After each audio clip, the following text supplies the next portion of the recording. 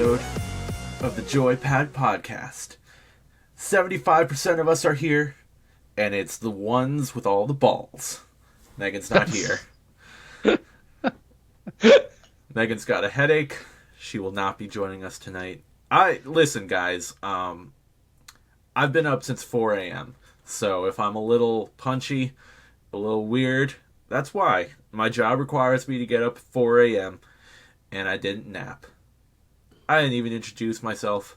I'm Mr. Michael Pinto. At this point in our podcast life, if you don't know who we are, that's who we are. I'm Mr. Michael Pinto. With me are Mr. Michael Fleming and Tom. I will talk about my drink.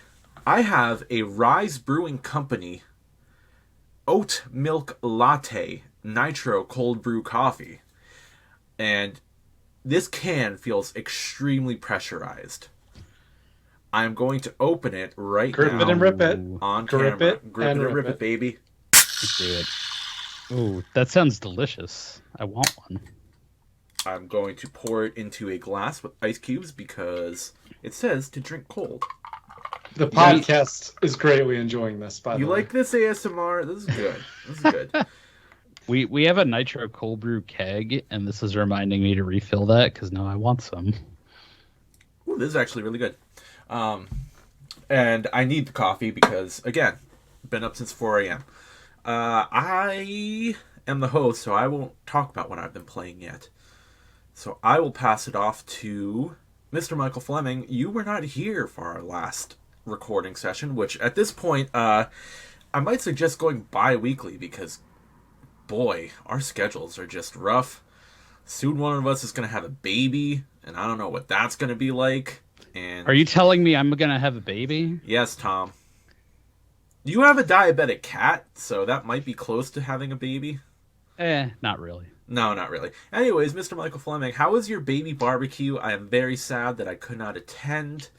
What have you been playing, if anything? It's been about a month since this happened, but the last time you and I played games together, we played Spelunky, and I wanted to get your opinion on that as well, because we didn't get to talk about it on the podcast. And what are you You're drinking? right. Yeah, so tonight I actually ran downstairs and grabbed myself a Yingling. So I'm drinking a beer tonight because I had it, and I'm trying to clear them out. So I'm going to have one tonight and maybe some this weekend. Feel free to tune in to the not podcast of me just drinking my beers by myself. It's a great podcast. It's called Fleming podcast. Drinks Beers Alone. Yep. We're going to make it to #1 in the charts. Anyway, yeah, I've been, well, there's a couple things. So first off, games, we'll start there. Yeah, Spelunky was awesome. I actually played a little bit myself because I hate being bad at games, and I felt awful at that game. You know what's funny is you weren't here to talk about it, and we said that that's what you were going to do, and we're like, but that's not a game you can get good at. You know what I mean? No, you can't. So I gave it up after like 2 days. I was like, I hate this game. I hate this game. No, I actually think that's not true. I do like the game, but that is, like you said, not a game you really can get good at. Especially, I think a controller would make it better. Definitely. But a keyboard and mouse is not the best. I cannot imagine playing that game with keyboard and mouse, honestly.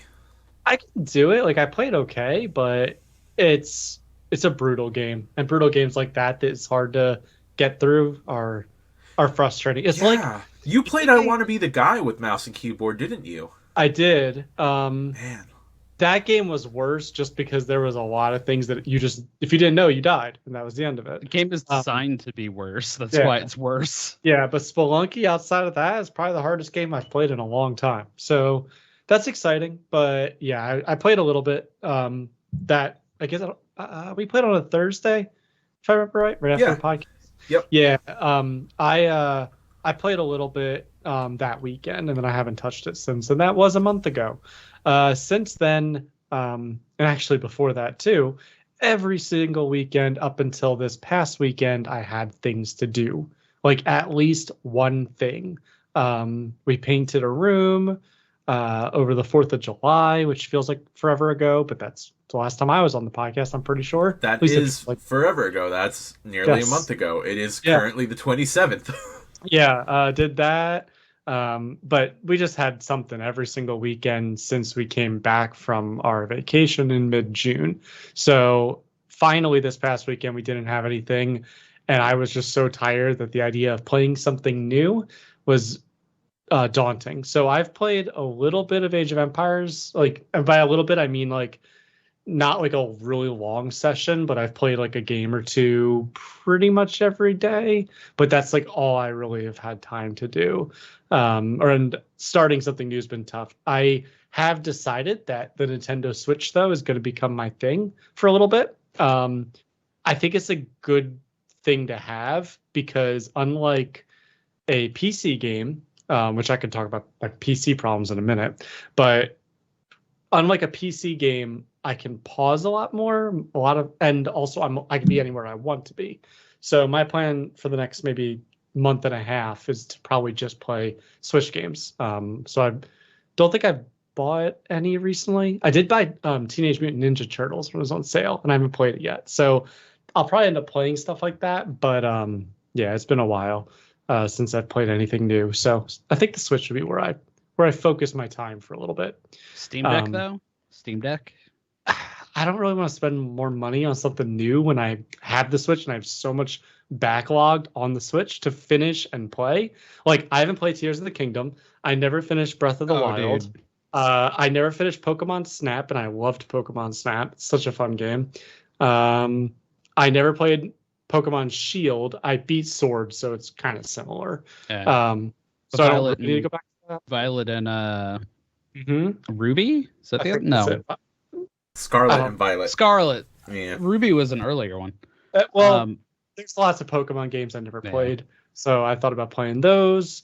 And then I've got other games that I played like an hour and a half, and just never came back to.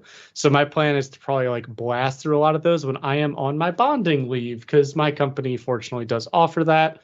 So I will be not working the back half of August and taking 2 weeks off. So that's my intention to do that when I can play Switch when I have time. And that gets to the next point. So in regards to the whole bi-weekly thing, I think I personally will be planning to take off the podcast for 2 weeks, after, basically make my whole time that I'm supposed to be on bonding leave truly that. So, those last 2 episodes of August, if you guys do them, I would not be attending. I think it's important for me. So unacceptable. I'm sorry. How dare you prioritize your firstborn child over this podcast? And who knows? I might change my mind because I need to get out. But he'll be like, God, this baby doesn't talk about jack shit. I need to talk to someone about video games. Yeah, well, hey, I'm going to show him the Switch right away. It's going to be amazing. He won't be able to play with it, but I can tell him that Link is cool and we got to win or something like that. I don't know. But I think we put in over 200 hours in Tears of the Kingdom, so you have your hands full just with that. Sweet. If you get that. I'm so excited. Yeah. I probably will end up getting it. I've seen it pop on sale a few times recently, and I'm like, oh, it's like the time now for me, and it's like the perfect time for me. So I intend to do that. And then there's one more thing. Oh, the baby barbecue specifically. I was so sad, Pinto, you were not there. It was a lot of fun. We did play some board games. We played Betrayal at House on the Hill. Had a really good one there. And we played something. Seven Wonders, and that was also fun. And Tom won. Woo. Tom did win. And then we didn't play, partially because you were there and partially because people had to kind of get going. But I did buy the expansion to Scythe, and I am so excited to play Scythe again. So you guys will have to visit so we can play more Scythe, because that game was probably one of my favorite board games in a while. So I want to play more of that.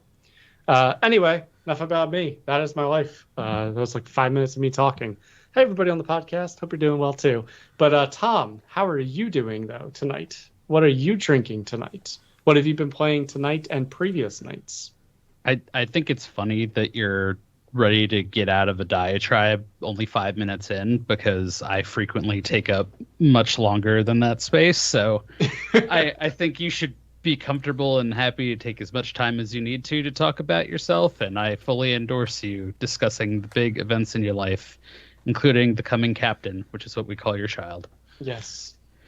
Um, I was out and have had a busy weekending schedule as well. I was at my friend Mark's house last week, played some music with some people there.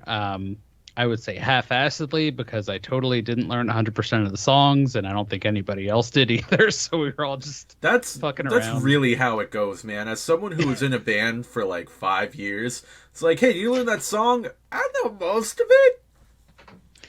Yeah. And then my fingers betrayed me while I was trying to play "Message in a Bottle" by the Police, That's and a I had that's a had a good tricky laugh song, about it. man. Repetitive riffs. They mess with you. Repetitive, complex Yeah. licks. Yeah, it's goofy, but it was fun. So, might be able to loop up with that crew and do something like that again, which would be cool. But nothing really. Well, we played some Super Smash Brothers and a little Mario Kart there, so that was the gaming piece of that whole adventure. And before I neglect it, I'm drinking a LaCroix Beach Plum, which is the thing. They make a plum Beach flavored plum or peach plum? beach, as in the beach. I don't think of plum as a beach fruit personally. I don't either. I wonder if it's because it rhymes with beach bum and they're trying to make it sound like that, or I heard someone saying something about plums by the Jersey Shore, so I don't know. I don't know. There's some story and it's not anywhere on this can. But that's my beverage and my history there. Fleming, like you were saying, you've had a lot of very busy weekends, except for this past one.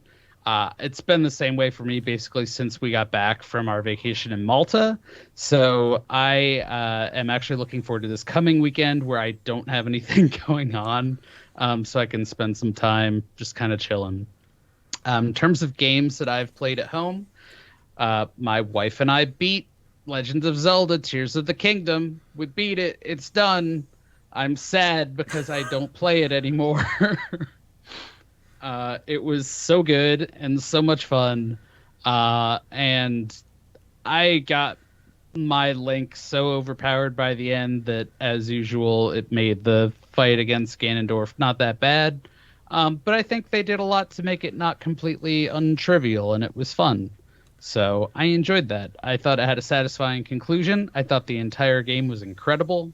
And it's like a 10 out of 10. So, like, you really needed another endorsement to go get and play this game. Literally anyone listening to this right now, but absolutely get and play Tears of the Kingdom. I did install the latest Final Fantasy game, which I think is 16, if I remember how numbers work. We haven't played it yet. What I did play, however, was more of Live a Live. Did I bring up Live a Live the last time we podcasted? Yes, you did. Okay, it's a fun game. I love it. I played through 2 more of the characters, both of which I had touched on before when I played on the SNES emulator as a child. As long as you had consent. Well, I did, but the emulator didn't. Womp womp. So I had never really gotten too far into the ninja campaign or the shinobi campaign, and I did that this time. It has a mechanic where you can choose to avoid a lot of fights by concealing yourself, and you're rewarded at the end if you manage not to kill anybody. So I thought that's kind of neat. It's also very complicated because you have to level up, and you're not penalized for killing spirits. So you have to find spirits. It doesn't tell you this. So you have to kind of figure out that you can fight the spirits to level up. Then there's also like at least one event that you can trigger innocently enough and not realize that down the line it has a huge ramification and screws you over by putting kills on you. So basically there's a guy in a prison and you're able to get the key, and all the objectives point to letting him out. So I let him out, and then you go into his cellar, you fight a ghost, and then he joins you. And you're like, okay, cool. But if he's joined you, when you get to the end, there's a scene where there are bodyguards of I don't know what you would call it, the daimyo or whatever. And you have to fight them, and you're not able to avoid the fight, so you have to kill 8 people. But if you never rescue him and you just let him fuck off, he just shows up on his own and scares those guys away, and you don't fight them, so you get a perfect clear. But only if you do that. So I like to call that dumb bullshit that happened in the 90s. So aside from that, again, they're all little vignettes, so it's a fun little chapter. I enjoyed it. The 2D, 3D scenery is beautiful. And I really like a lot of the character progression that they put into things. So you'll get a lot of different skills as you go, and they're all kind of neat and different and fun. The battles last like a minute at most. So it's very easy to kind of duck in and out of things. Beyond that, I played I think, Near Future campaign is what it's called. You play as a kid named Akira because, I think the movie was still a little bit fresh at the time that game actually came out. And he has powers to read minds. And ultimately, he's kind of fighting against this biker gang that killed his dad. And he is friends with a crazy scientist who has a giant robot.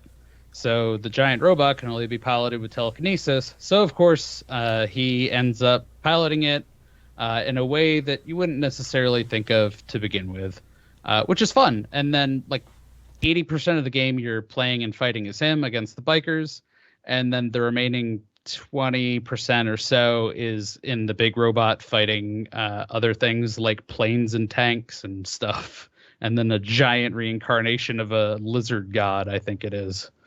So again, fun, good times. I like the way that they set things up in that game, and I'm excited to play the other campaigns. I'm also just like, if I play it, I'm going to be spending an hour or two of my time because I'm just going to play it straight through. There's enough time to just do that. So still recommend Live a Live. I think it's a little bit overpriced. If it comes down in price, I would recommend getting it. But yeah, besides that, the other game I have been playing, my wife and I started playing Star Wars The Old Republic together. So we're playing that kind of as a two-person party, and we're still very, very early on, but it's just kind of a thing we do to have fun, be social, and game together after work, and I think I'm enjoying it that way.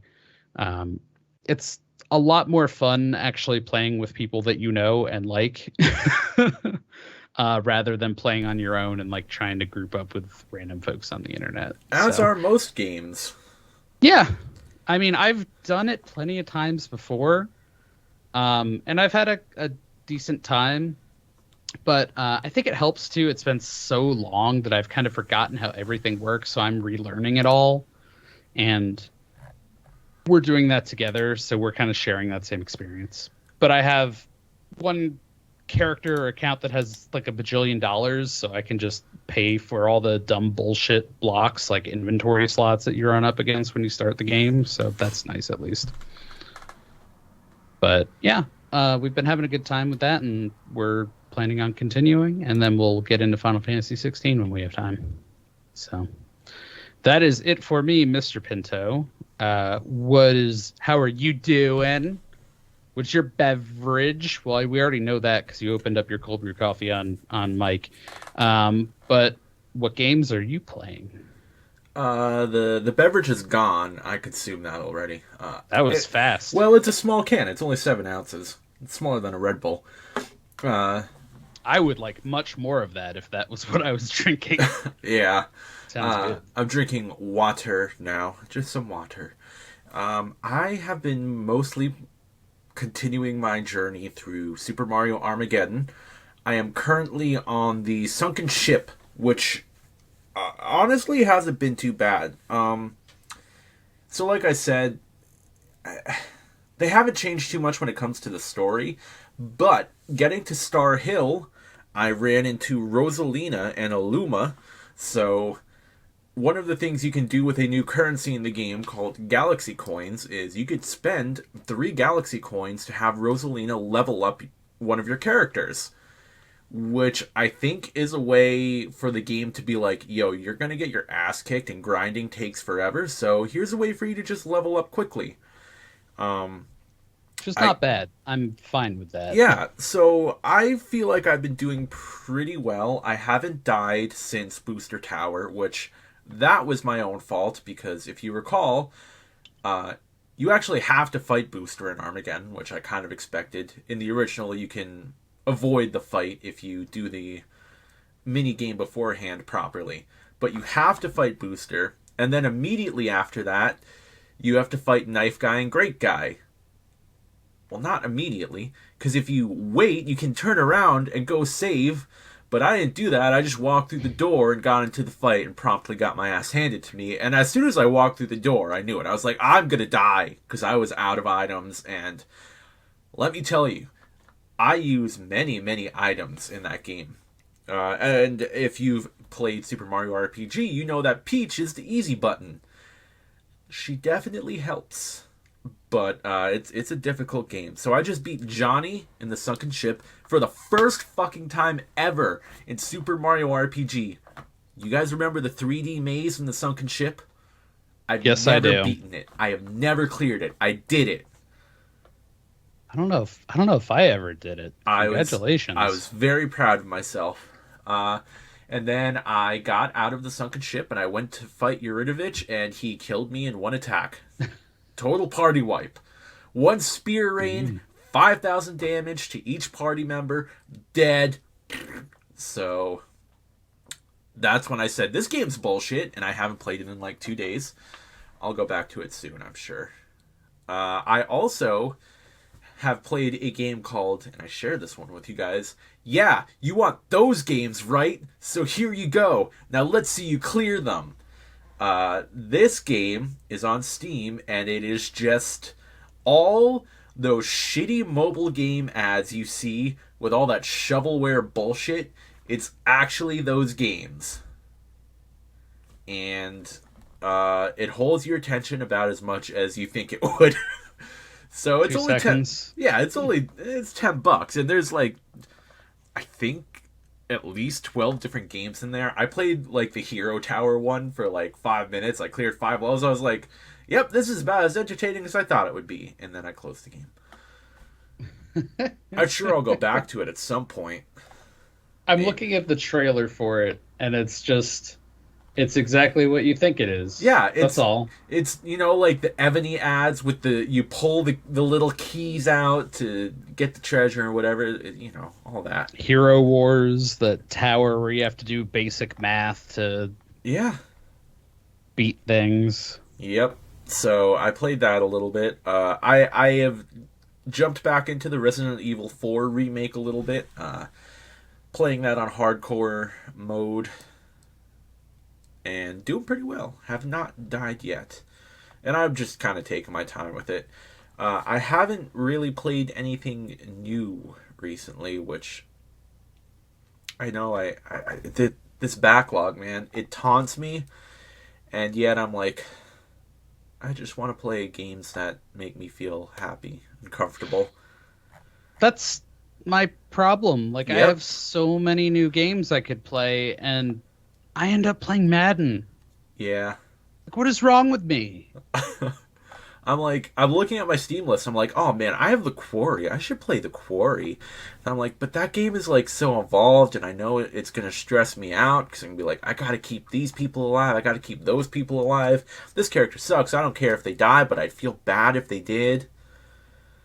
Isn't the point of that game, though, to like have people die and experience the game differently? Because it's the second one of whatever it was called. Not Until if you're doing Dawn. It right. Yeah, I guess, but like. But I think even in Until Dawn, if you did it like quote optimally, somebody has to die. No, you could save everyone. You can save everyone? Yep. I thought somebody had to die. Oh well. I think the first time I played Until Dawn, everyone lived except for Jessica, which I was like, ugh. The problem with her is she disappears for like 60% of the game. And if you don't do something right, you find her. It's like, oh no, she's dead. I'm like, but I played so long. I don't want to go back to the beginning of the game where I hate everyone because everyone in that game sucks except for Hayden Panettiere. Yeah, that's basically the truth. Yeah. I forget who died my first playthrough. I know like 3 or 4 people lived, and a lot more people died than I thought were going to die. But those like last minute split decisions are like really fast. And the thing too about that game is like, by the way, I don't have a topic this week, so we're just kind of going to branch off into whatever. Right now, we're going to talk about Until Dawn. The thing with that game is, like, first off, there's the bait and switch, which we've talked about with the whole like murder subplot into supernatural Wendigos thing. But there's like a certain point in that game, and I'm not quite sure when it is, where you're like, oh god, this character's going to die. And no matter what you do for like, I think the first half of the game, no one can actually die. But then you hit a certain point where they could just start dropping like flies. Yeah. And I'm not quite sure where that is. Because I remember going through and trying to get Emily killed, because I didn't like Emily and she sucked. And I was like, why is this bitch still alive? Like, 8 decisions later. Yeah. Well, I mean, I know there's like that one part where I forget what character you're playing, but if the girl inside the house doesn't like you enough, she won't let you in the house. Oh, Chris. Yep. Yeah. She'll just like... Jeez. Yeah, that's cold, because she'll just close the door and literally watch his head get cut off. Like, stone cold. She'll be like, oh no, he didn't make it. Is that Bobby that dies? What was his name? The Chris. one that Chris. Okay. Yeah. There's a Bobby too, though, right?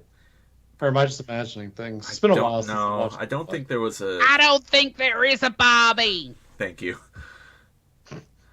No, I don't think so in that one.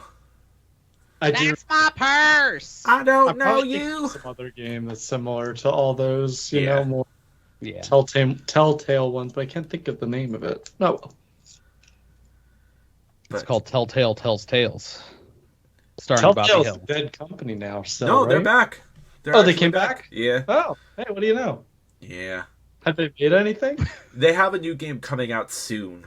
Okay. Called Tales from Arlen, starring Bobby Hill. I'm just glad that they finished The Walking Dead before they folded.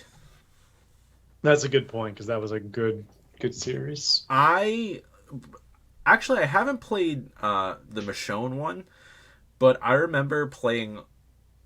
I played all of the seasons, I think, like twice, except for the last one. Mm-hmm. And I'm sure one day I'll go back and play it again, but I just remember finishing it and being like, I can rest now. Yeah. This house is clean, Willis. Those games were very emotional for me, which, like, is weird because I gave up on the show around, like, season 4 or 5, maybe. But the games I was way more invested in. Yeah, well, it depends on what's pulling at your heartstrings. I mean, if the game's answer, doing it, the game's doing it. Yeah, the answer is Clementine, is what was pulling at my heartstrings. She is one of my, like, favorite protagonists in any game series ever, so... Would you call her your darling Clementine? Oh, God, what a... I'm pretty sure they make that joke at one point in one of the games. They have to. They were required by law. I believe so. But oh my gosh! Something else that has made me quite sad is that we have not been able to play games together in quite some time. That has made me very sad too. It's been sounds like at least Tom and I both have been very busy the past few weekends, and I know I've missed the podcast at least once, and it feels like recently a lot of our podcast episodes have gotten kind of wonky. Yeah, kind of wonky. For me, it's just my work schedule. Like, on a normal work night, I don't have to work tomorrow. I'd be in bed and asleep by now. So, that's a big old bummer. And some nights I want to be like, God, it'd be, like, a lot of fun to sit down and play Raft with the boys. But we got to finish Raft. I know. We have Sons of the Forest. I know. There's so many games to play. That's how it goes. I mean, it's the eternal backlog, and the older you get, the harder it is to get through it. It just keeps building up, and then you realize you're just spending money on things you're not going to get to play. Well, when I was a young lad, I don't remember who it was at this point, but somebody had just gotten like a promotion. My parents, I think, were talking to them, or somebody like a more adult than me at the time. And like he was like, yeah, huge raise, super excited. I was like, great, you can buy the stuff you want. He's like, I won't play it. I'm too busy. Yep. He's like, so sad. It's like you work and now you can't do what you want, like you wanted that money for as a child anymore, and it's just not the best life, but it's what it is now. It pays the bills. That's It the pays the problem. bills, man. No one tells children there are bills. Where's that as a game simulator? Tell the children there are bills simulator. Dude, someone on Steam made that. There's definitely some kind of like bill, like check signing simulator or something. Child rent simulator? Alimony simulator. Ooh. Child support simulator. Get the process server to serve the divorce papers. Dun, dun, dun, dun, dun, dun, dun, dun, dun, dun, dun, dun, dun. Choose your disguise to make sure the husband doesn't discover you. Dun, dun, dun, dun, dun, dun, dun, dun, dun, dun, dun. Hide in the bush. Here he comes. Watch out for the family Rottweiler. Actually, it just sounds like you're playing the Xbox game Sneak King now, where you played as the Burger King and you would hide in places and jump out at people and surprise them and give them a big old cup of BK Joe, or maybe a Whopper with cheese, perhaps. Yeah, what you didn't realize was he actually printed all of the terms of the court summons on the inside of the Burger King burger box, or on the outside of the cup that he was handing the Imagine coffee being in. served a court summons by the Burger King. If I'm ever served a court summons, I demand that it be by the Burger King. That would be fantastic. I wouldn't even be mad at first. Then I'd probably Then you'd be like, definitely wait, mad. actually I am a little upset. Like, son of a bitch. Or what if it was like Grimace? What if someone just like rolled up to your house in like a Grimace costume? They were just like, bah, court summons. I think Grimace has gone back into hibernation for the next decade or so now after his month-long birthday celebration, which Was his bloodlust sated? yeah, I had to look up what Grimace was. No one knows. No one. I saw a couple different theories. One was that he's a gumdrop, which okay, but who makes purple gumdrops? Another was that he's a taste bud, The taste bud is the one I'm familiar with. but he's purple. Yeah. Well, why would it be a gumdrop though? Like McDonald's doesn't serve gumdrops. Get out of here, Hershey Company, with your Dots candy that Hershey Grimace Company. one of is. Allegedly. He. My mind is all over the place. Enjoy that. There were. Speaking of dots, there were black licorice dots in the box originally, but people hate black licorice, as I could see by Ugh. your face, Tom. You agree? Yeah. So they took them out and put them into their own box. Segregation is wrong, folks, but they're called crows, and they're just black licorice flavored dots called crows. It's a little bit racist that they're called crows. I feel like there's some people that there's no in between, right? You either really love black licorice or you really hate I it. feel like that's true. I personally think it tastes like anus, which is funny because it's made from anise. Yeah. I think anise tastes like anus, so I agree. I don't know the last time I had a black licorice. I don't know the last time I had anus, so I can't really I Eh, can't actually compare. The way you worded that though makes it sound like you were saying it's been a while. it's been a while. It has. It's been nearly 34 years because it's been never. My wife's aunt in Malta, her parents brought her black licorice from But, the U.S. because legit- she loves it. Yeah. I feel like there's a difference between Twizzlers black licorice and legitimate artisanal black licorice. I mean, I think it all tastes like booty, but that's me. So I don't know. You can dress up a pig, put lipstick on a pig. It's still gonna be a damn pig. Yeah, Take that, crows. Boom. People put liquor in lots of stuff. I know coffee is a popular thing to put Oh yeah. Yeah, like Bailey's, perhaps. But I think Very good. Whiskey and Sambuca. coffee, also very good. Oh, Sambuca tastes like ass. Well, it's licorice. That's why. Exactly, it tastes like ass. But I was just gonna tie it into video games because we've been talking about analingus and black licorice for the past 5 minutes. Tell us, what is the salad tossing of the video game world? Well, I was gonna say there's a coffee shop in Played Up now, but there's also salads.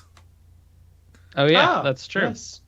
Both you can toss the salad and you can have ass flavored coffee and Plate Up. I do believe one of our salad restaurants was called Tossed Salad.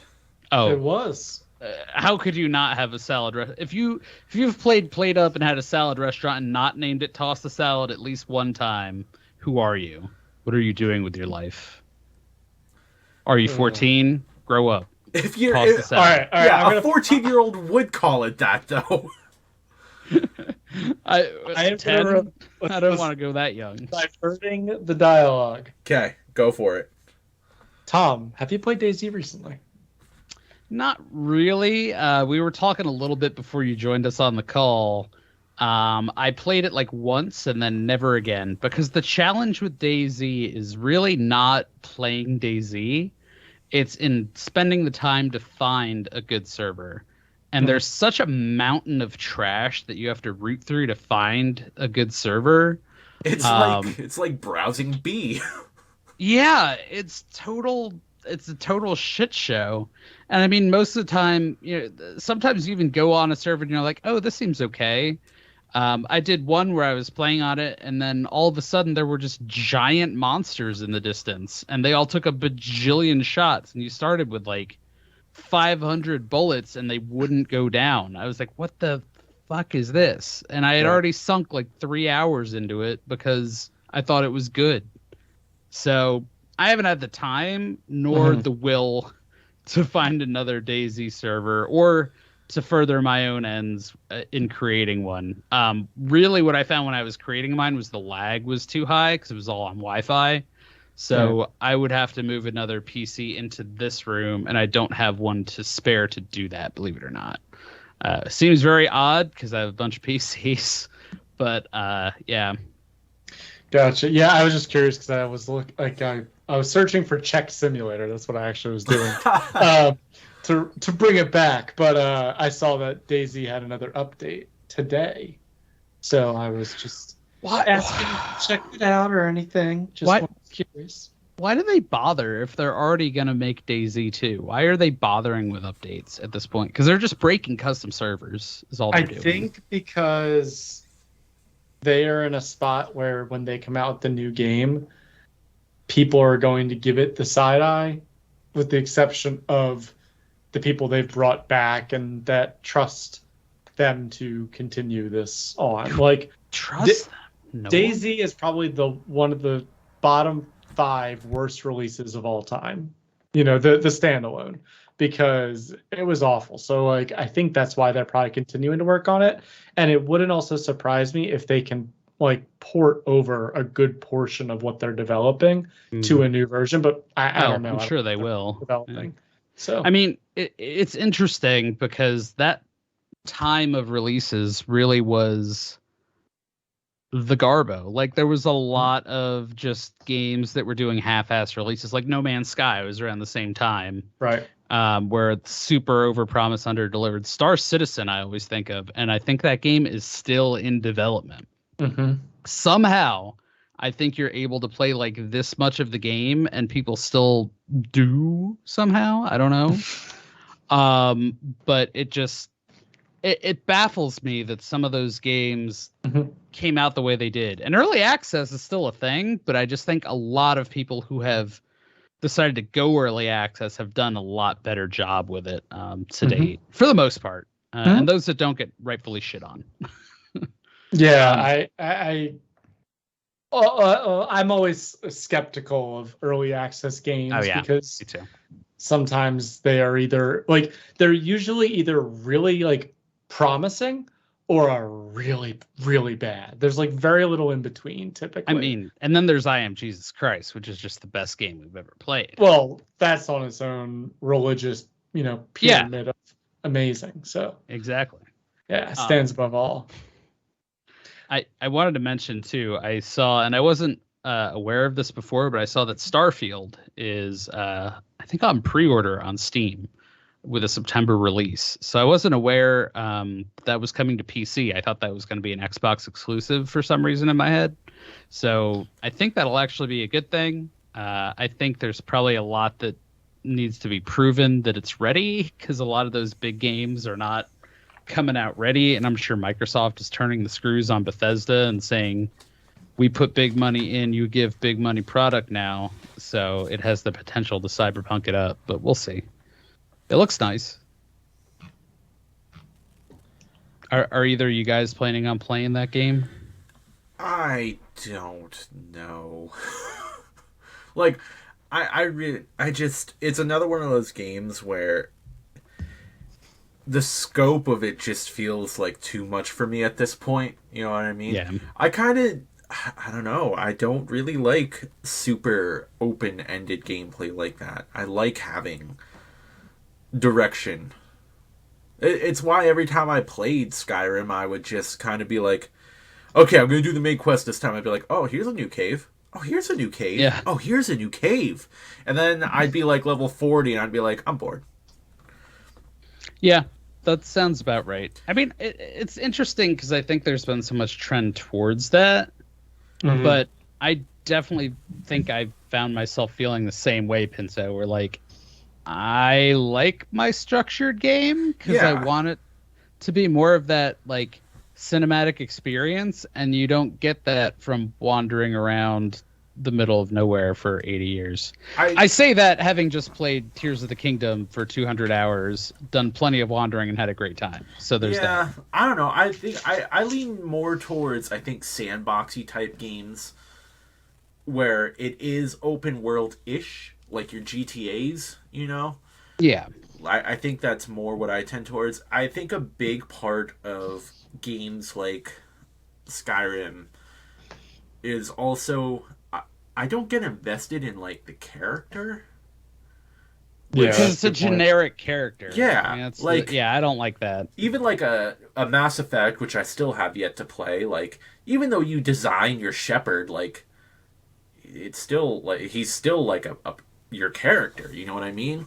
There's still emotional weight and dialogue and all that to the character. I mean, that's how you build the character. He talks. That's the difference. In Skyrim, you don't frickin' talk. Yep. I mean, the era of... I mean, I say that, and again, Tears of the Kingdom, Link does not talk. So... Yeah, but also Link has never talked. That's true. Well, beyond his... You know what? Yeah! Shit! Exactly. Well, and they work around it in those games because Link is really just like a stand-in, and you know, maybe they'll make a comic reference to it or something, but it's a fairly generic plot, right? Yeah. I mean, that's kind of the idea with those games, and it just works. I could not tell you why. Like, I feel like if somebody made that game now and there was no history to it, they'd be like, what the fuck is up with all this stuff? But the gameplay is so much fun that I think it doesn't matter. It has 40 years of, historical record, if you will. It's about 40. Yeah. So I think that they get away with stuff that others don't. Like, and I can't remember. I don't know. Did I play Odyssey? Is it Mario the same way? Mario typically doesn't talk in like any of his games. There's that historical thing of like, well, characters didn't talk back then, so he just doesn't talk. So and it's fine. And yeah, it's fine. Odyssey's great. Mario was basically really... a Pokemon. Mm-hmm. Yeah. He says his name. It's a me. And wahoo! And wahoo. Oh yes. Yep. That's why it was weird when they had Chris Pratt voice him in the Mario movie that I didn't see. I didn't see it either. But that's why everyone was like, "What the hell?" Yeah. I don't know, man. Anyway, I don't know. I don't know where I was going with all that. I liked Pinto your comment about getting invested in the characters though, because even like, so you take Skyrim or you take something of that nature where you create a character but like you don't really talk, but you have like other characters that like you interact with. Even those characters, to me, I don't really seem to have much connection to versus like a true storyline. Because I think a lot of those games, there's very little, or at least it's not good character development. It's like this guy leads the rebellion, and this guy also is fighting in the rebellion that you can join instead. Ooh, but like the emotion is still the same. Versus if you play a more structured game, it's like, oh, this person died, and it greatly impacted this other person, or it greatly impacted you because you loved playing as that person or having them support you or whatever. So I completely agree with that comment. I feel like Skyrim just did kind of a poor job with that, because I feel like a good game really has highly recognizable NPCs. Either they're stylistic or they left an emotional impact on you, or you remember them for some reason. And I don't remember any of the freaking characters in Skyrim. But Jarl Balgruff. Yeah, no. Something Stormwind. I forget his name. The Jarl of Gruff Balls is not who I remember. But I contrast it with another game like Fallout, where I remember, in Fallout 4, the primary conflict is that you're in the area where MIT used to be. There's an underground bunker, essentially, where all of the scientists have come together, and they're continuing to kind of further the technological advances of man away from the fear of the wasteland. There are characters I don't want to spoil that are in there that are important, and they have twists and turns, and they're very key to your character, who is despite being a generic character, is also a guy that was put into a fallout shelter in the past, cryogenically frozen, along with his family, but his wife dies. So the central conflict of it is that his child is taken away as his wife is killed by raiders, and he's trying to find his child. So there's a motivation, right? There's a motivation amid your exploring. And then you run into things like the MIT scientists, who are very important. You run into the Underground Railroad, which is the kind of network for transporting self-aware synths away from servitude and to freedom. And you get involved with the figureheads in that organization. There's the Brotherhood of Steel, who's in every one of those games, and how they, interact differently in different games. In 3, they were very positive, but in 4, they're less positive. There's something to be said about the NPCs more than necessarily just the blank template player character, too. And I feel like Zelda is that way too. You definitely remember the NPCs that you interact with in Tears of the Kingdom, and all the, not just from the character standpoint, but the stylistic standpoint too, because everything's different with the Gorons, Gerudo. I forget what the heck the name of the bird people are in the Zora. So that's Tom's rant. No, Skyrim, I think, was incredible because it was one of the it was the highest performing game. The graphics were at the time especially incredible, and I think that the idea of all the things you can do and how big the world was also incredible. But I think, especially because it's been out for 10 or 11 years now, something like that, it's maybe even 12, it's not it's one of those games that hasn't stood the test of time because people have put so much more development into those types of games. So if you've never played it, of course I'd recommend you play it, but it's not a game I would rush back to because, like you said, there's other people who have developed more open world sandbox-ish games with loose storylines better than Skyrim did. And a lot of people say, hey, I never beat Skyrim. I think Pinto's one of them. He's I never actually beat the game. And you never beat the game and actually, killed Alduin, the dragon. I actually did that. But it didn't last with me, the story. I was cool, I did it, but it doesn't matter. I think I said on another episode too, I didn't feel like the whole dragon storyline was very satisfying. I think the Civil War human conflict thing I kind of felt more drawn into, but again, I can't remember a whole lot of that. My memories of Skyrim, and this is, Skyrim's a good game. I'm not trying to say it's not a good game. But my memories are all about like finding loot, doing a couple random puzzles that I would find, and always going through dungeons to find better gear so that I could beat the crap out of stuff. Like that's what I remember about Skyrim. It's not a story, it has plenty of story, but to me, it's not a story-driven game. It's not what I'm interested in when I play that game. It's not. So it'll be interesting to see what they do in the next Elder Scrolls. And, I'm sure there's plenty of people that could tell us we're wrong on that point that are deep into the lore of all that kind of stuff. But I think you could do a better job with that kind of thing. Are they even working on Skyrim 6 or whatever they're going to call? They talked about it years ago. I know. For Elder Scrolls 6. I think they put out like a 15 to 20 second teaser of like a landscape, and they were like, The Elder Scrolls 6. And I don't think it even has like a subtitle or title. Well, they did Elder Scrolls Online a couple of years ago, but ESO, baby. But I don't think it was rated very well. I don't know why, but a lot of people still play it. It's still out there. I mean, a lot of people still play Fallout 76. Yeah. I tried ESO once and I thought it was bad, and my wife got mad at me for killing a rabbit that was hopping around, and then I was basically done with it. Oh, it's fun. Yeah. Okay. Huh. Yeah, I don't know. It feels like a handicapped version of Skyrim because you're the chosen one along with 82 million other people. Oh, yeah, along with 82 million other chosen ones. Yeah, so I don't know. It didn't feel good, and the story's already drab, like we were just saying. Like there's not a lot that stands out, so playing a less fun version of that just didn't do it for me. That's a good point with like Diablo as well, which I know the most recent Diablo came out, right? Pretty recently. People are mad about that, by the way. Wait, they pushed some patch that like nerfed a bunch of shit, and people are really mad. Well, don't they basically have loot boxes and stuff now versus I'm sure like, they do.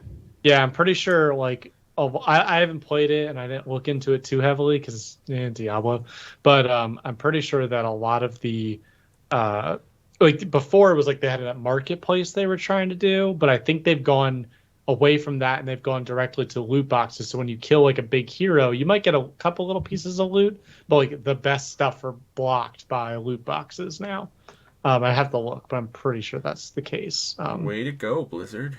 But I'm curious about that patch update. I wonder if did they nerf items that people were trying to buy off of a marketplace or something? No, I think it was like combat in general. Like they slowed a bunch of stuff down and stuff like that. And I think Blizzard was trying to prevent people from doing level rushing as much as they already were. It had already been done. Like it had already been going on for like a month or two. Like I don't know what the hell you're trying to do.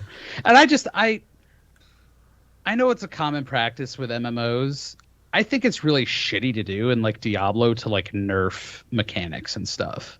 Like Diablo is mostly meant to be like a single player game that you put out that you can optionally play multiplayer. So like the mechanics are what they are. They're set up. You're not really competing against each other.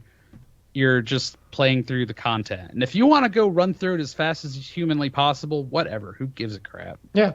Well, and once you beat it once, do you really care about beating it again, or do you want your character to become the designed character that you want it to be? Because I remember in Diablo 2, we're going back to like 7th grade, by the way, but Diablo 2, like a lot of people, what they would do is like the really good players, you could have I think up to 8 characters, and one of their characters typically was a teleporting Mephisto run wizard. That was a popular one. So you would use a bot and just teleport your way to Mephisto, kill him or kill her. I think it's a woman. Kill her, pick up all the loot, and your character would reload the world and do it again and again automatically. And Blizzard didn't like that because then people had like a underground market for the Stone of Jordan. If anyone remembers SOJs, you have to 50 SOJs for something or whatever, like the really good ones. And then outside of that, people often had like one other like rushing character. So like basically you would say, okay, if you want to create a new character, your friend did, and he's like, I want to make like a level 100, you know, twirling barbarian. I'm pretty sure was one with like double swords and you could spin. It was I don't remember. I didn't like I love to barbarians, twirl. It's but fun. it was something like that. And what you would do is your other friend would load up their like rushing character, rush you through the game all the way through hell, so then you could start leveling it more quickly to save everybody time. Because guess what? The story doesn't matter anymore at that point. You know the story. You're either going to get those characters you like, or you're probably just going to stop playing.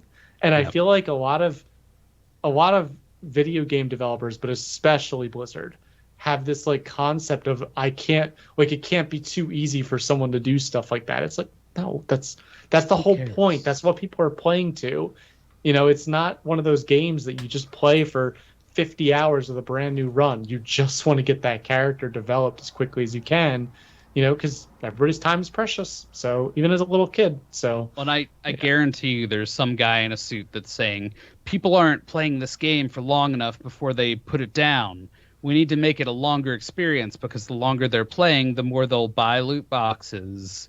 And like those people in suits just need to be slapped upside the head and thrown out the window. It's just a game can be a great game without worrying about optimizing return for stuff like that. But it's all going to come down to Mr. Suitenheimer, and I hate that guy. no, you're not wrong, and that's something that's been uh maybe I feel like if you go back, 20-ish years ago, when like people that made games, I think they were in it obviously to make money and pay themselves, but I don't feel that it was quite as like big business as it is now with like recurring revenue, ensuring that you get as many users as possible into your game before the hype wears down. You have to reduce the cost and like even like things that are not you know, like games that you play once, like a story-based game, I still feel is very much, like we gotta maximize the profit, and obviously the loot box games, the free-to-play especially games, they're like gonna do everything they can to get revenue. But I feel like even like the campaign games sometimes will like release the game with all these problems. We've talked about this plenty, but just because they want to get everyone to buy it right away, and hopefully everything works and they meet their quarterly expectations or whatever. I don't know. Cyberpunk, Mass Effect Andromeda. I mean, Yep. it's, um, yeah, the business aspect needs to find a way to chill out. And I get that it's hard because the requirements have gone up a lot. I mean, They back have. when we were talking about like SNES games and stuff, those teams were not very large. I mean, you didn't have to have giant art teams because you were just designing these pixels. You had a limited palette, you had limited memory, you were shoeing in what you could, making palette swaps where you had to, stuff like that. And now it's just hundreds, thousands of people on every game, and it's more effort than a motion picture crew, and for a longer period of development time. So I understand the financial stress there, but it's also you have to let a game breathe. You have to let it just be done and do its thing and not get your hands too sticky with it. Yeah.